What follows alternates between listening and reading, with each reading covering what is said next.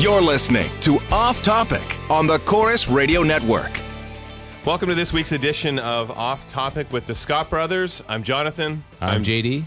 And I'm Drew. I was trying to jump in on JD. You always want to go first. Why is that? I do. I should always go first. Mom said to play well with others. It didn't quite work. This week we're talking about all kinds of different stuff. One of the big topics is going to be erotica versus porn, and we'll be joined by the author of Spank, who's going to tell us what the difference is and how sex changes as you get older. And we'll be speaking to Carmi Levy, a tech journalist, who's going to talk about the battle that's been going on between Android and iOS. Big battle. We'll also get into whether or not you should go Dutch on this big ticket item. But for now, I say we take a nap. Okay. Let's talk about napping. I am our resident sleep expert because I can sleep any place, anytime. Does that mean you're lazy? No, Drew, that would just mean that I'm making the most efficient use of my sleep time. I don't get a lot of it, but some people, they need 10 hours sleep. Some people need 5.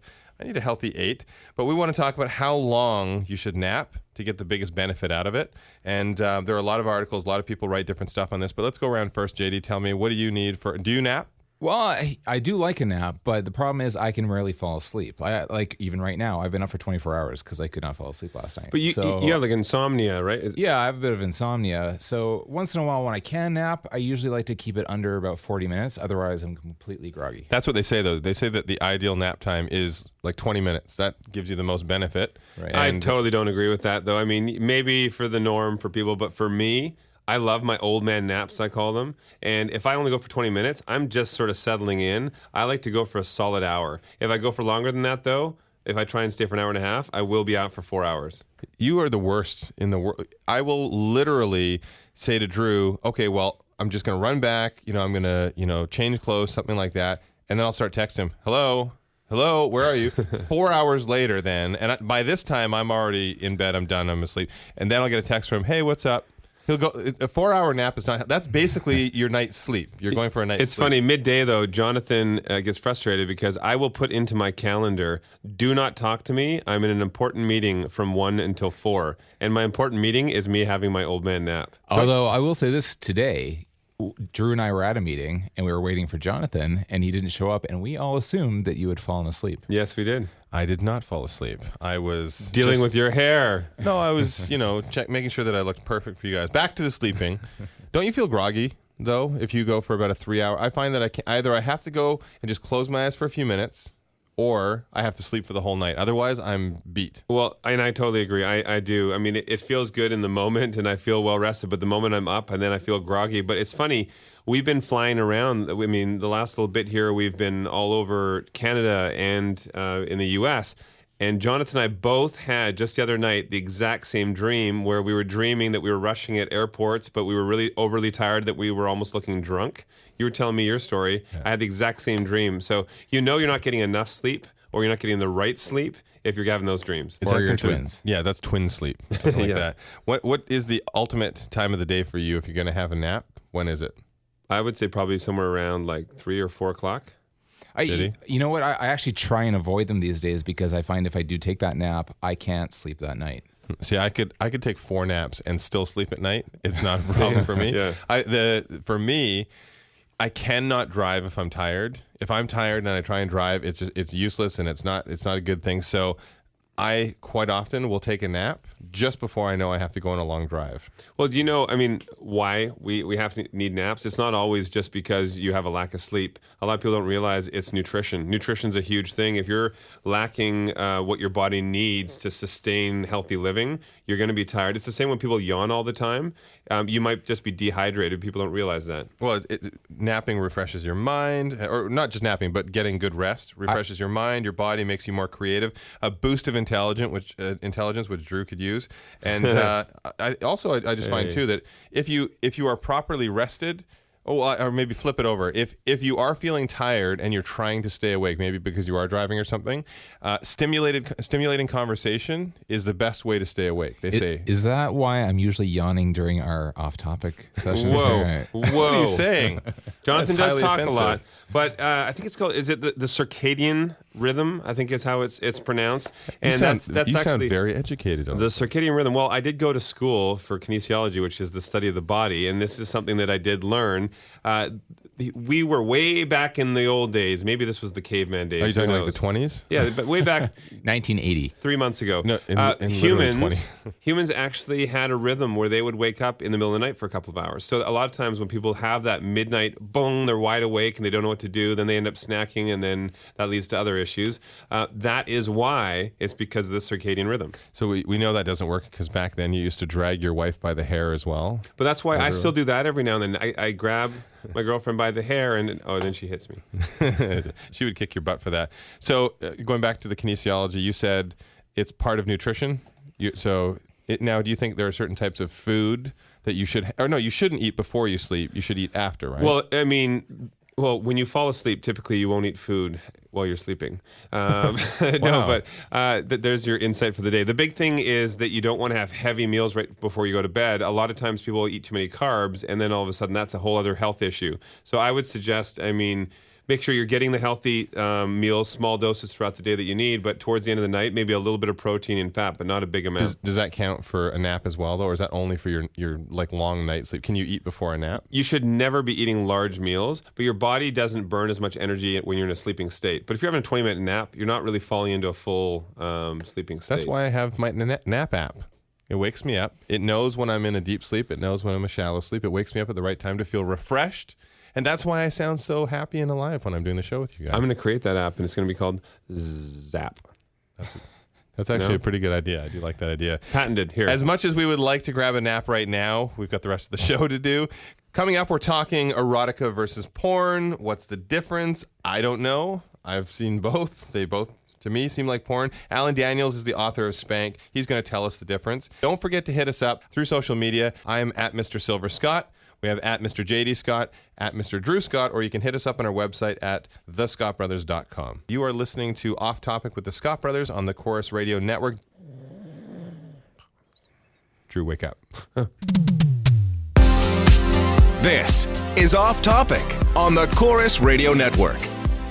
Welcome back to Off Topic with the Scott Brothers. We're joined by Alan Daniels. He's the writer of a recent erotica novel, Spank, and he's here to shed some light on the difference between erotica and porn, along with giving us some insight into the research he did on this novel. Drew, I thought you were our resident expert. Well, I definitely am, but Alan has me beat. He got the book out before I did. How are you, Alan?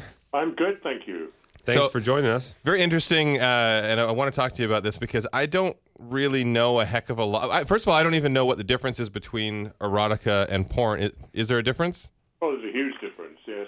Porn is a blunt instrument. It's aggressive, it's in your face, it's ugly, it's usually a bad script, terrible acting, not to mention clumsy copulation. Sorry, I'm confused again because I thought the clumsy blunt instrument was the penis, but I'm just not very well versed in all of these things. Let me say that with most porn I've ever seen, nobody seems to be having any fun. It's sort of lost its innocence. And what's with the crazy close-ups? Camera technology is out of control. I see things down there, I don't even know what they are. I think it's usually the person watching that's having the fun. Yeah. Well, Jonathan looks down there usually, and he's confused too. But it's okay, Jonathan. It's called a penis. We can talk about this. So tell me this, Alan. So what was your inspiration for coming up with Spank? Well, the inspiration was that, number one, I wanted to write a novel after 44 years as a daily newspaper reporter. So I'd never written anything longer than 5,000 words. Could I do it? Well, let's see. But then the question was what to write. We know sex sells. We know comedy sells. Which one? Sex, comedy, sex? Well, why not write an erotic comedy? Hey, it worked for Chaucer. That was 600 years ago, and there hasn't been a lot since. Well, that's that for me.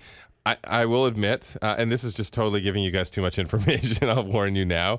For some reason, sometimes I just feel like during sex cracking a joke. So I do feel like watching a porn. I would actually watch a comedic porn, or I would read a comedic erotica novel. And there you have it, Alan. That is why Jonathan is single. So then, you've touched a little bit on this, but explain a little further why. So you feel erotica is a little classier. Porn is just sort of boring, dirty, and it's over edited, I suppose. Well, I think so. Although I think they're going to start getting innovative. You've heard of webcams and helmet cams and surgical cams. I bet you there's someone in the porn industry right now is working on a clip cam. it's going to give a whole new perspective. I have seen a toilet cam. Kind of gross, but close to that. Drew installs toilet cams, actually. That's my side job, actually. I make a lot of money. So this is what I recently saw the movie Don John, and that is basically about this fella who is addicted to porn. He watches porn every day. He starts dating this woman who he's in love with. She's the love of his life. She finds out that he watches porn and wants nothing to do with him because porn is the most disgusting thing.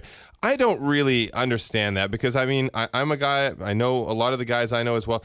They're not disrespecting somebody who they love by looking at porn. What's your stand on that, or whether you think that it's healthy in a relationship to still watch porn? Well, I know a lot of couples do watch porn together, and good for them, but I think most women dislike porn because it's disrespectful to women. That's what they feel about it. And I really can't argue with that. I think it is disrespectful to women, but I think it's disrespectful to men as well. On the other hand, erotica is beautiful and cerebral, whether it's literature, painting, sculpture, music, poetry. It engages the most powerful sex organ, the brain, and it makes you think. No, that's true. I will admit that I don't like it when you're watching something where one of those porns where it's like the pizza guy that shows up. I think that's it. To me, that doesn't do anything. Or the contractor. Now, the contractor, yeah. That is a whole different story. Now, tell me this, Alan. How, from your research, I mean, what do you find when you're researching erotica? What did this reveal, and then how does it also change for people as they get older? Well, I think what I learned from my research in erotica is that most women are readers of traditional romance literature, and they're just ready to step it up a notch and read something a little bit racier. And perhaps if they really get into it, they'll take that into the bedroom. But sex does change as you get older. Or rather, let me put it this way, sex doesn't change, but you do. Your body ages. You can't do anything about that, and you can't do the things you used to do. But what if you're like JD and you just never have sex, so then it doesn't really change? Whoa. Is that you really saying that? Those in glass houses should not throw stones. So talking about literature and people maybe taking something into the bedroom, what would you classify 50 Shades of Grey as? Is that erotica? It's been described as mommy porn. I'll be honest with you, I haven't read it. It has been described as mommy porn. I haven't read it either. Jonathan, have you read it? No, I've just read passages. I've talked about it with people. I haven't actually read it, but I've heard that term used, mommy porn, and so I'm trying to understand. So mommy porn is, in my opinion, from what I've heard of 50 Shades, it gets pretty nasty and it gets pretty filthy. So is that just as bad as porn, or what's the difference? You have me at a disadvantage because I haven't read the book, and the last thing I want to do is slag another author. That's not what I want to do. Of course. I would say it's probably closer to porn than erotica. Most people I've spoken to who have read the book say it's, how can I put this nicely, is not particularly well written. Well, I think for me, I am willing to put in the research here to discover the difference between erotica and porn. I will put in the hours here, and I will figure this out. You're such a giving guy. No, that's very kind of you. So just wrapping up, Alan, so do you feel, though, when a lot of people say that as you get older, you're just not as into sex, that's not really true. It's maybe just your interests are different. They change? No, your interests are just the same. It's just that your body changes. I mean, for example, at 80, Usain Bolt won't be running the 100 meters, but he'll never stop thinking about running. He'll remember the rush it gave him, the power, etc. And I think much is the same of sex. It's occasionally you see people sitting on a park bench. It's what old people are supposed to do. But we're not staring into space. I guarantee you we're thinking about some mind-blowing sexual encounter, maybe last night, maybe 20 years ago. But we remember every detail, every nuance. That's a great way to put it. And you know what? I do love running as well. So now every time I run, I'm also going to think about sex. So thank you for that. But thanks for joining us, Alan. Coming up next, we're going gluten-free. Well, actually, we're going to talk about why gluten-free may not be the healthiest option for you. Thanks for joining us. This is Off Topic with the Scott Brothers. We'll be right back on the Corus Radio Network.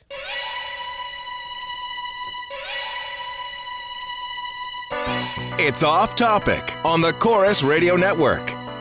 Hey, you're back with the Scott Brothers. This is Off Topic. I'm Drew. I'm Jonathan. And I'm JD. We are going to talk about the gluten-free craze that has been a huge thing for the last couple of years. It's taken the food manufacturing industry by storm. Do you guys know what gluten is? Does anybody know what gluten is? It's believed that gluten-free is a better diet option for a lot of people. It's easier on your stomach. Your body can digest the foods better. But in reality, that may not necessarily be so. Do you guys, do you feel, honestly, tell me, do you feel you know enough about what gluten is to decide whether you should have it or not? I think people are gloopid. I feel They're gluten stupid. I know a little bit more than Seth Rogen does.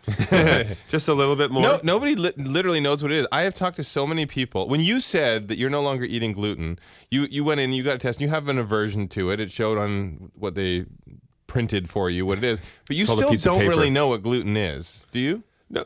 Well, I know exactly what it is. It's but for me, this breakdown, I don't know exactly what it is. I shouldn't say that. Oh, there it is, folks. I shouldn't say right that. There. I know if I say that, Jonathan will let that apparent ride. expert. So, my body, casein, gluten, dairy, I have sensitivity to these different things. It's not going to kill me.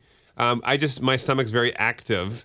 That's a polite way to say I'm going to spend a lot of time on the toilet for a while. I know what gluten is. I would like to share with you what gluten is. It's flavor. Because that crap that you have in the cupboards that is gluten-free, it is all flavorless. You wonder why that bread stays good for 6 months. It's because it tastes like cardboard. Like if you It try is to eat cardboard. this stuff, The Udi's bread is the only one that I like. What I don't like with most gluten-free breads, you look at it, it disintegrates. It falls apart in front of you. How do you make a freaking sandwich when the moment you touch it, it crumbles into nothing? I literally looked at this loaf of bread at Drew's the other day in the fridge, and the expiry date wasn't until 2014. That's ridiculous. So that's my problem. There are a few things that you do get that are really tasty. I don't know what they are. There's some cookies, there's some crackers, things like that. So occasionally you get stuff that does taste good. But I cannot believe, I was looking at a stat, in Canada alone, gluten products, it's a $90 billion industry annually. Yes. Well, this is another reason why I want you to stop coming over and eating all my gluten-free cookies, because Jonathan comes in, he wipes out my cupboard with all these expensive foods.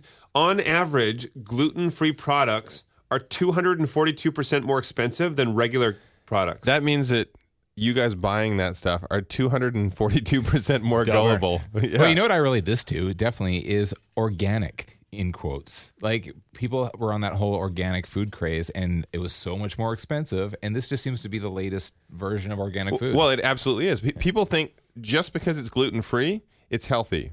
And that is not the case. Exactly. I mean, you have to still look at what's in it. I don't really know what's in this stuff, and I want to make sure that I'm eating healthy. But some of the products that I'm going out and I'm buying, like I don't like the craze thing. I don't get in on the crazes. And I think right now they say that there's only really about 35,000 people across the country that are, actually allergic to gluten, and maybe another 300,000 that are undiagnosed. But other than that, everybody else is just on the gluten train. Well, this is the thing. People will just get on that train and say, "Oh yeah, I'm having a similar concern that somebody else is having. I must be sensitive to gluten or allergic to gluten. I'm off it." And you can't do that. You have to get tested. I did a blood test, and they were able to tell me that yes, I have sensitivities.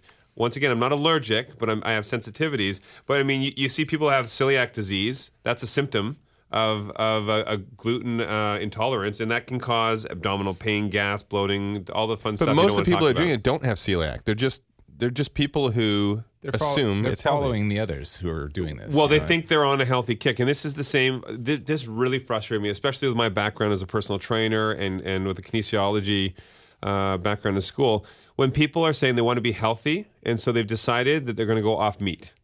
Well, the problem is you're doing the same thing as a lot of people that go off gluten, is that you don't know what foods you really need to stay healthy when you're not getting, for example, protein from your meats. So a lot of people will be on a vegan diet, but they're not getting, for example, a lot of beans. People think beans have protein. Well, a lot of beans have incomplete proteins. So if you don't get your branched chain amino acids from other areas, you are now not giving your body the protein that it needs. Same thing with gluten. And also certain gluten products, they have so many other chemicals in the product, maybe the things that make the bread last 6 months, that it can actually be very detrimental to your health. Well, and I was just reading here that actually a lot of gluten products have higher fat than their gluten counterparts, which leads people to gain weight when they're on the gluten-free diet. Definitely. As it was with my nutrition bar that I had that you guys discovered. Hey, it's gluten-free, dairy-free. It's all these things. I thought, hey, this is great. Turns out it's 9,000 grams of fat. 6 times the fat of any other protein bar. And that comes right back to with anything to do with health and fitness and having a healthy body. People don't understand it. And that's why actually it's great to have a professional give you the information you need, break it down for you, what you should have to be healthy. Just saying gluten-free, or people that did the no-carb diet. That is one of the worst things you can possibly do. Your body needs energy, carbohydrates. That should have been a reduced carb diet. Somebody said to me that the body actually cannot process gluten. Anybody's body. They said that the body's not supposed to process gluten. Is that true, or is that just, again, somebody... I think Seth Rogen, again, came up with that. Yeah. There are so many stats out there. It's all that is bad. All I would say is, if you find you have a lot of stomach concerns or your stomach feels really gassy, you get cramping, go and get tested, because they can tell you. I was told my allergies, I was told what I was sensitive to, even something like cucumbers. I would have never thought, or green tea, I never would have thought I'd be sensitive to that. I don't have to completely eliminate everything from my diet. I just have to reduce the intake. I heard as well that gluten beats small animals. So gluten's just a jerk. I'm anti-gluten then. Absolutely. Gluten's an idiot. No, but at the end of the day, it's about knowing your body and what makes your body sensitive. A lot of these things in small doses, or even just taken out of your diet for a small bit of time, you're fine. Coming up next, is it okay to go Dutch on this expensive item? Depends what the item is. Well, some guys are in favor, while some women suggest chivalry may be dead. That and more coming up on this weekend's edition of Off Topic with the Scott Brothers. Be sure to hit us up on our social media. We want to know what you want us to talk about. On Twitter, I'm at Mr. Drew Scott. JD is at Mr. JD Scott, and Jonathan is at Mr. Silver Scott. We are on the Corus Radio Network. We'll talk to you in a bit. Now, back to Off Topic with the Scott Brothers on the Corus Radio Network. You're back with JD, Jonathan, and Drew on Off Topic with the Scott Brothers, and we're talking now about, is it okay to go Dutch on the engagement ring? Ooh. Yeah, I think this could be a touchy subject. Well, only one of us actually has experience on that subject, but I would say people put too much thought into this whole process because they think, well, no, it's, equals, guys, girls, everybody should be involved now, it's fine. But let's be honest, no girl grows up thinking, one day, I hope I'll meet the right guy and I hope he'll ask me for $10,000. No, that's not how it works. They want to have that romance. They want to have that beautiful ring that they can show off to their girlfriends. I think there has to still be some chivalry. But does that not make the girl a little shallow if she's all about the bling on her finger? Honestly, I think, I like to give my girlfriend nice stuff. I like to, I buy her a ring. Whatever she wants, I would give it to her. But she doesn't expect that, and I could not see her saying to me, if he doesn't give me this shiny diamond ring that's worth $10,000, I'm out of here. Okay, tell me this right now. If you were to just get her a $100 ring and propose with that, what do you think her reaction would be? If I covered it in chocolate, she would be, I love you for life. No, but honestly, we had this conversation before, and I said, I'm an investment guy. I like real estate, and in my opinion, I don't think giving you a $10,000 ring or something like that makes sense. I would rather put $10,000 extra towards a down payment on a house and get a property that's an investment that will pay you back. I actually have a bit of surprise because I have her here in the studio and I'm going to ask her. So come on in. Oh, wow. Come in here. I want to know, honestly, I love you. If this guy was to give you a ring, a $100 ring, would that turn you off? What would you say to your girlfriends? You know what? I would tell them that it came with chocolate. I told you. I told you. You're perfect for each other. You know what? I actually kind of agree with Drew on this. I'm a romantic guy, but I don't believe in spending a ton of money on an engagement ring, which is only part of the process. You're just starting out your lives together, and I mean, why spend like $20,000 on just that ring? I'm not saying you have to spend $20,000. I think that you can really, you don't think has anyone at this table spent about $20,000 on an engagement ring? Okay. Yes, I will never do. I won't do that again Tiffany's. necessarily. I have. So this is my thought process on that. I think that you can show that you care about somebody by the gesture of just getting them the ring. It doesn't have to be an incredibly expensive ring. The other thing too is I've heard some people say that you can never upgrade because a lot of jewelry stores will allow you to come in and upgrade your diamond, but they're like, no, the sentimental value of the original ring. I don't necessarily know about that. I think that if you love somebody and hey, at some point you're doing well financially and you want to upgrade the ring, hey, go for it. I think that's fine. But in the beginning, no, I think you're right, Drew, in the sense that would you not rather put $20,000 down on a house or something like that? Yeah, that's a better investment. Well, what would you say? I'd say we should take a trip to Bali. Yes. There you go. That's a good Then idea. make it an experience instead Well, of how about or this just a idea big ring. instead? Instead of going Dutch on the engagement ring, what about you split the wedding rings? You know, she buys your ring and you buy her ring. You know, like, Okay, but if you did that, now how would you feel if you are like, I'm going to show my lady that I love her? You buy a $5,000 ring or $10,000 ring, and then she gets you a Cracker Jack box. That's the difference, though. I don't care. So if she got me a plain ring that's just a regular, man's ring, I really don't care. I think that this whole thing about showing off the beautiful diamond and the beautiful thing, I think that is generally what the girls like. And so I don't mind. I know for a fact, and I've talked to a lot of girlfriends about this, and I know for a fact, as much as they would like to say that it's about the thought that counts and the person they're in love with, they like the idea of oogling over a nice ring, and the girls all like talking about it. And I have no problem with that, because if that's something that they enjoy, I don't think it makes somebody, materialistic and self-centered. Okay, well, how about this? I have two friends who have said this. One was the guy in the relationship. One was the girl in another relationship. And they said, instead of a big ring, because I'm not materialistic, I don't want to have a big fancy bling on my finger, my husband's going to buy me a boob job. Isn't that still materialistic at some level? But that's fun for the whole family, right? Yeah, that's years of fun. But isn't that just as bad to expect something like that? I love the idea of a trip or an investment, something that'll pay you back. This is what I think of.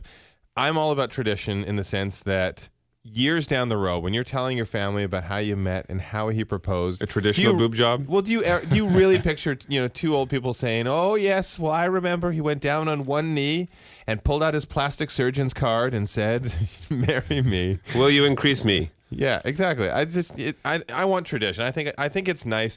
I don't necessarily think that it has to be the guy that proposes, or it has to be the girl, or anything. Myself, I would like to be the guy who does something creative. When I originally had proposed to my ex-wife, I was very creative. I ended up going in the desert, took her on a helicopter tour, and I had in 50-foot letters projected on the desert floor, "Marry me." And by the time she looked back at me, I had the ring. I had this whole thing orchestrated. And then, of course, realized down the road, well, You should have wasted all that money. we could have probably, gone on a trip or something. Who Well, knows? I think at the end of the day, we can all agree that we should just make her dad pay for it along with the wedding. Right? Is that right? Nah, I don't know. I don't think there's anything wrong with it. And I think, even having been through it once, I don't hold any resentment that way moving forward. I think that there's, a lot of beauty in the process, and I think that there's a chance for you to be romantic and just be kids and just enjoy each other. Maybe if you keep the lines of discussion open and talk about this stuff ahead of time, you can avoid these situations. I think that's excellent advice. After the break, we'll be joined by Carmi Levy. He's a tech journalist and analyst. We're going to talk about that big battle between Android and Apple. You're listening to Off Topic with the Scott Brothers on the Corus Radio Network. There can only be one. Now back to Off Topic on the Corus Radio Network. Welcome back to Off Topic with the Scott Brothers. It is no secret, we are tech guys. We love technology. I attend a lot of conferences looking at emerging technologies. There's one battle that I have been on the fence with for the longest time, and that is the Android versus Apple. Everybody is either, I find, an Android snob or they're an Apple snob. Apple. Well, you just switched over. You've always been, for your computer and everything on the other side, Drew. But we are bringing in an expert. We're bringing in Carmi Levy. He's a tech journalist and analyst who writes about everything from search engines to the CRTC, mobile phones, and we're going to find out once and for all what the scoop is. Are you with us, Carmi? Yes, I am. How you doing? I am great, although I'm not sure I want to get in the middle of a holy war here. Jeez. Apple. Too late. You are in it. We want to find out. Well, before I even start, let's put this out. What type of a phone do you use? BlackBerry. My primary phone is a BlackBerry, but I've got a house filled, and my house is my home office. The house is filled with iPads, Android devices. I make a point of ensuring that I've got everything around so that I can say I'm technologically agnostic. That's the most politically correct technology answer I've ever heard. Why BlackBerry? Canadian, it's a Canadian thing. What BlackBerry do you have? I've got a whole bunch of them, actually. I've got the Z30, the brand spanking new one. Okay. And I've got a Q10 as well as a BlackBerry Bold 9900, and I kind of move between all of them. So if I was calling you on your phone right now, which one would connect? It would be the Z30. Okay, so why has BlackBerry's market share plummeted when they thought that this was going to turn everything around? Because I looked at it, and it actually looks like a pretty cool phone, and it looks to me like it solves a lot of the problems that I had with BlackBerry before, because I was with BlackBerry most of my adult life, and I finally decided I'm going to try the iPhone, and I loved it. I thought the iPhone was fantastic. I've switched over. I've been with iPhone now since the iPhone 3. The iPhone 4 when it first came out. I am no longer impressed with the iPhone. I think that there's other stuff, slicker technology out there. So tell me why you're with the BlackBerry and what you like and what you don't like. Well, the reason that I'm with the BlackBerry is I have a very specific need. As a journalist, I don't really use a lot of apps for that particular function, but I do a lot of text entry, a lot of messaging back and forth. And I find when deadlines are flying and everything is just collapsing around you, and you've got to work now. I've tried the iPhone, I've tried Android devices, and they just don't keep up. The BlackBerry is the most productive device for me. But I can see why your story of, I once used a BlackBerry, I went over to the other side, very common, because what happened is BlackBerry, as great as the new devices are, and technologically, they're phenomenal, very competitive. But, it's a little late. They were introduced at the beginning of this year, which is, almost 5.5 years after the iPhone appeared, which really is a very long time. They gave Apple and Google a huge lead to sort of move the state-of-the-art forward. And so by the time BlackBerry responded with something a little more modern, a lot of consumers had already moved on, and they just didn't want to hear what BlackBerry had to offer. Right. Now, when you say, and now I had a BlackBerry for the longest time, and I stuck to the whole thing that everyone always said, BlackBerry is better for business people. Google, that's for people who like to play apps and play games, or the iPhone are for people who like to play games. But when you say that it works better for you, especially with what you do as a journalist, what do you mean? Because for myself, I mean, we do a lot of articles and whatnot. For me, I dictating to my phone. I do everything into my phone. Mm-hmm. You can do that on an iPhone and Android or on a BlackBerry device. So what is it specifically that makes that better for you? Well, in some cases, for me, it's the physical keyboard. That physical keyboard, when I'm doing high-volume text entry, the way I work, I can dictate text, but the way I write with my fingers, and no other device comes close. I just can't do it on glass to the same degree, and I find BlackBerry, their glass keyboards are adaptive, and they're frankly, my volume, my speed is much higher on a BlackBerry device of any type than on anything else. And I find when I'm using an iPhone or even an Android device, it slows me down. And when I've got minutes or seconds to sort of hit deadline, there's just no way that I can keep up. And I recognize though that technology has to fit your life. And I always tell people when they go, "What's the best phone?" I go, "No, there's no such thing as one best phone. You've got to look at what your needs are and then make sure that what you pick aligns with that. Right. So that is the best phone for you." Well, all that being said, what is the market share these days between those three big ones? Because almost everybody that I talk to has an iPhone. Yeah, it's interesting because iPhone, you'd think iPhone is number one. It isn't. Right now, 4 out of 5 smartphones being sold around the world run the Android operating system. Only 15%, or depending on which numbers you look at, about 15% are iOS, are iPhone-based. Everything else is split between BlackBerry and Microsoft Windows Phone. Do you think that also has to do with the latest iOS updates that have been a bit of a disaster for iPhone users? Not really, and in fact, I don't think it's any more of a disaster than it was in previous update cycles. Everyone always complains about how different the new version of iOS is, and the community boards fill up, and everyone's tweeting about how terrible it is. And then after a couple of months, Apple introduces some bug fixes. They've already got a couple in. All the apps get updated, so all those incompatibilities go away, and everyone learns sort of the differences. They kind of learn to navigate, and suddenly no one's complaining anymore, and life goes back to normal. People will always complain about change. I have found that. I haven't found that this update was disastrous. I actually waited until they had the security loophole, the bug fixed. Yeah.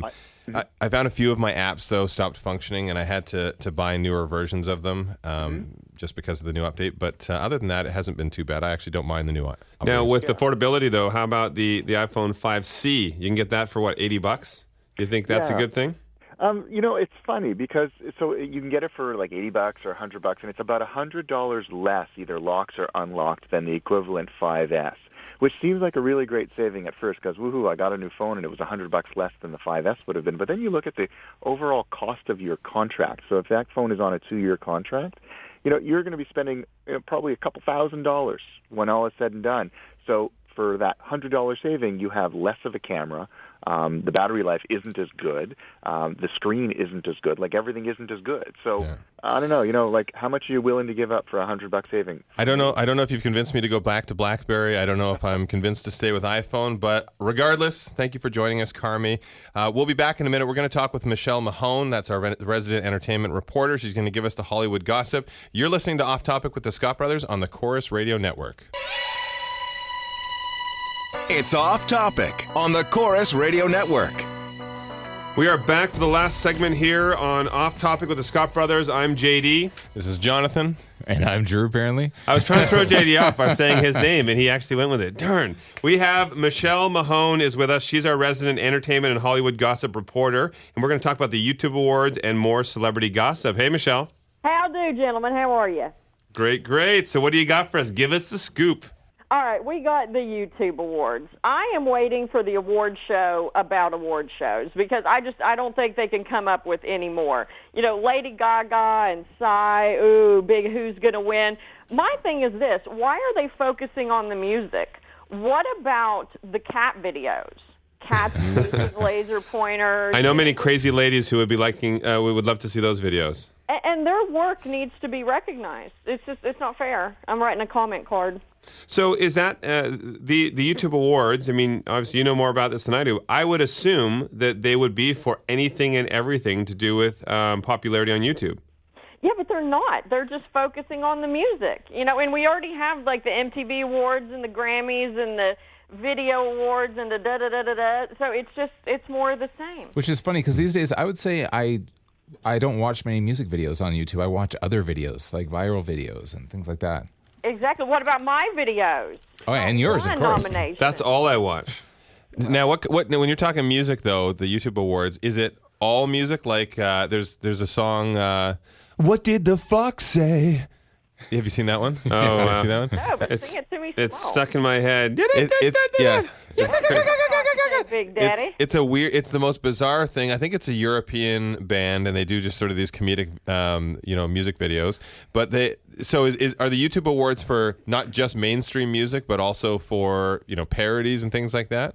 It doesn't seem like it. They're just focusing on, Gaga and Eminem and the Harlem Shake and all that stuff. So I think it's going to be boring. I am highly disappointed with this because, yes, I think that there needs to be a viral YouTube Awards. That basically, like, I'll go on and I'll find a video at some point that is just, this random, like, cat surprised in mirror thing, and it'll have 75 million views. That astonishes me. I've lost half a day. I don't know about you. Or the marriage proposals, and my favorites are when they say no.